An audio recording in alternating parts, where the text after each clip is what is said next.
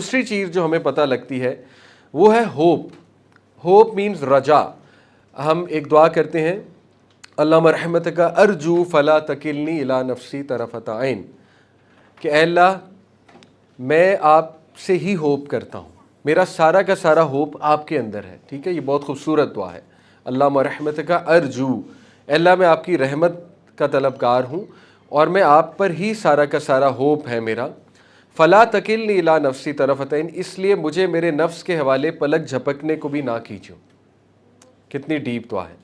فلا تکلنی الی نفسی طرفۃ عین واصلح لشأنی کلہ, اور اے اللہ میرے تمام کے تمام معاملات کی اصلاح فرما دے. واصلح لشأنی کلہ, کل کے کل معاملات کی اصلاح فرما دے. لا الہ الا انت, تیرے سوا کوئی الہ نہیں ہے. تو یہ دعا میں بھی کتنا مان, کتنا بلیف, کتنا توکل, کتنا ہوپ نظر آ رہا ہے اللہ تعالیٰ کی ذات میں. ٹھیک ہے, تو they had a lot of hope Allah رب العالمین کی ذات میں, کہ نو میٹر وٹ اللہ سبحانہ و تعالیٰ از دا بیسٹ آف پلانرز. اللہ الوکیل ہے, اللہ المدبر ہے, اللہ تعالیٰ الفتاح ہے, رستے کھولنے والا ہے. اللہ تعالیٰ وہاں سے ویز نکالتا ہے, انسان امیجن بھی نہیں کرتا.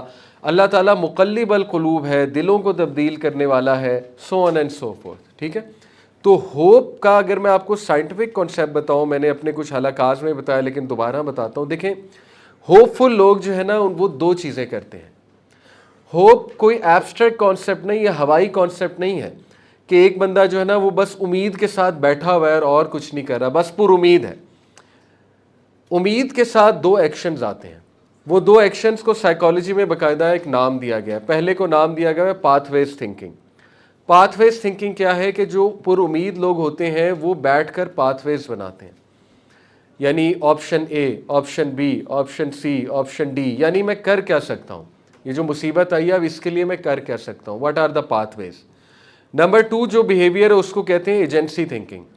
ایجنسی تھنکنگ ہے کہ پاتھ ویز بنا کے اب ہم نے اس پر ایکٹ کیسے کرنا ہے, تو وہ ایکشن کی طرف آتے ہیں. صرف پاتھ ویز بنا کر چپ نہیں ہو جاتے, ایکشن کی طرف آتے ہیں. ٹھیک ہے, ان دونوں پروسیسز سے ہوپ اور پیدا ہوتا ہے, رجا اور پیدا ہوتی ہے, یعنی امید اور پیدا ہوتی ہے. ٹھیک ہے, اب دیکھیے آج کی جنریشن کا مسئلہ یہ ہے کہ نتھنگ کمز انٹو ایکشن. اس کی کیا وجہ ہے؟ اس کی سائنٹیفک وجہ ہے بہت زیادہ.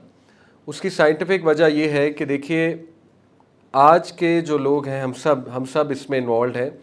ہم کنٹینٹ بہت زیادہ دیکھتے ہیں, انفارمیشن بہت زیادہ لیتے ہیں. Nothing comes into action. چیز ایکشن میں تب آتی ہے جب اس پر غور کیا جائے, اس پر سوچا جائے اور بیٹھ کر پھر کوئی ایکشن پلان بنایا جائے. ٹھیک ہے, ہم بہت سے پوڈ کاسٹ سنتے ہیں, بہت سے لیکچر سنتے ہیں, بہت سی ریلز دیکھتے ہیں.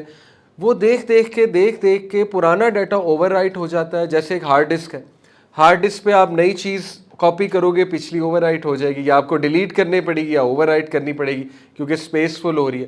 دماغ کی بھی ایک کیپیسٹی ہوتی ہے. دماغ ایک حد تک سوچ سکتا ہے, ایک حد تک ول پاور ہے دماغ میں. جب آپ بہت زیادہ ڈیٹا اس میں ڈالیں گے پچھلا غائب ہو جائے گا. پچھلا جب غائب ہو جائے گا تو چیز کبھی عمل میں ہی نہیں آئے گی. ٹھیک ہے, تو اس لیے عمل میں لانے والے لوگ جو ہیں وہ اصل میں ہوپ فل ہوتے ہیں. تو یہ ہمیں دوسری چیز صحابہ سے سیکھنی ہے کہ صحابہ بہت ایکشن اورینٹڈ تھے. صحابہ پریکٹیکل لوگ تھے اور وہ ایکشن لینے والے لوگ تھے. رائٹ, جب آپ ایکشن لیں گے تو دعاؤں کا نتیجہ سامنے آئے گا نا.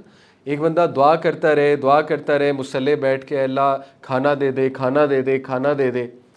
اب دیکھیں آپ حضرت مریم تو نہیں ہیں کہ مصلی پہ بیٹھے اللہ تعالیٰ آپ کو بے موسمی پھل دے دے. ٹھیک ہے, اللہ تعالیٰ کیا دیکھے گا کہ بھئی نکلو تو صحیح, پھر یہ دعا قبول ہوگی نا, کھانا دے دے, پھر اللہ تعالیٰ رزلٹ دکھائے گا.